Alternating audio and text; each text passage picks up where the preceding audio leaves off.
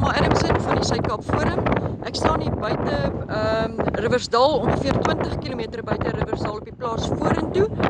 Saam met raadslid Annemarie Joubert, wie se plaas dit is. Sy en haar man het die plaas hier buite, wat ook deur die brand geraak is van die afgelope week wat op Klipfontein ontstaan het. Annemarie, vertel vir ons so 'n bietjie meer van die skade wat julle gehad het. Die plaas is 2000 hektaar groot en alle fynbos en riet het afgebrand. Dit lyk soos 'n woestyn. Daar's ook strukture wat in die slag gebly het, soos die struktuur hier agter ons, wat soos 'n wegbreekplekkie is of 'n kampeerplekkie is. Daar's springbokke, ongeveer 8 springbokke wat dood is. Dan is daar ook 'n struktuur op wolwekoppe wat ook in totaal afgebrand het. Okay, en soos ons kan sien, die wind is glad nie goed vir so 'n veldbrand nie, en dit was 'n weggolf veldbrand. Oral kan mens nog sien smeel dit, so dit het definitief nie gehelp vir die brandblusser se taak nie.